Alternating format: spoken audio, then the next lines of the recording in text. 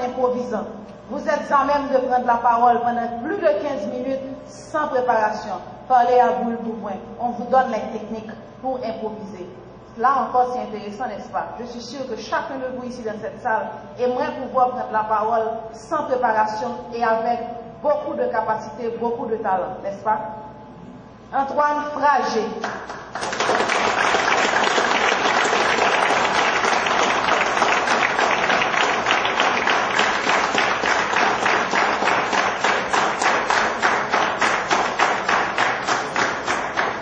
Le titre, qu'il en soit ainsi.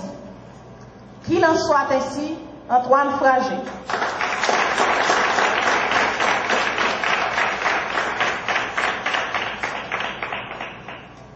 Madame la Présidente du concours, Monsieur le Gouverneur de secteur, Mesdames et Messieurs les membres du jury, chers collègues Toastmasters, chers amis. Cela s'est passé au second trimestre de l'année scolaire. J'avais 16 ans. Mes priorités, les filles, le football. Mon père passe à la porte, m'appela, réclama mon bulletin. Tout de suite, je me suis mis à trembler de peur, car mes résultats étaient lamentables. Je croyais qu'il allait me crier dessus, me frapper violemment. Mais, à mon grand étonnement, il s'est arrêté.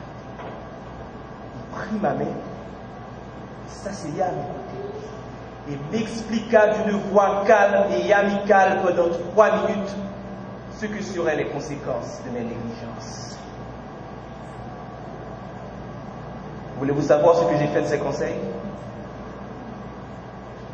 Mesdames, Mesdemoiselles, Messieurs, vous avez là devant vous le fruit de ces 3 minutes de dialogue. Les paroles de mon père m'ont transformé, m'ont fait naître de nouveau, m'ont appris à faire face à l'adversité et que l'échec fait partie de la réussite. Aujourd'hui, plus que jamais, je suis un fils fier et digne de son père.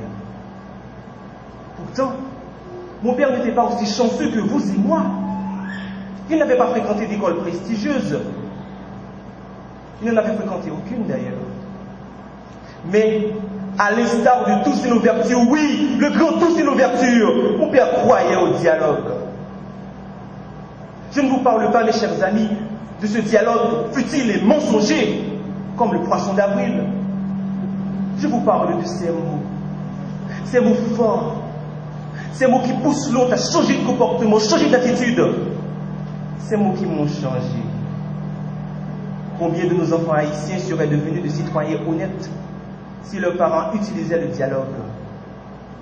Vous, parents, ici présents dans la salle, où en êtes-vous avec vos enfants? Même s'ils ne vous disent rien, mais ils en ont soif de ce dialogue. Beaucoup de familles souffrent. Haïti souffre de ce manque de dialogue. Arrêtons, ne serait-ce que pour une fois, de faire semblant. De conférence nationale à dialogue national, de dialogue national à conférence nationale, nous reproduisons les mêmes erreurs. Il est grand temps que cela cesse. Chers parents, ici présents, tout doit commencer par la famille.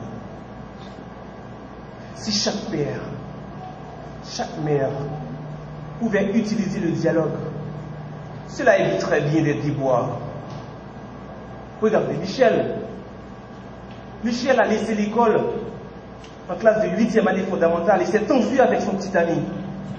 Et aujourd'hui, désorientée, déboussolée et mère de 3 enfants à l'âge de 20 ans seulement, elle maudit le sort de ses parents. Bon ou mauvais, vos enfants ont toujours besoin de vous. Jusqu'à nos jours, j'entends la voix de mon père dans ma tête.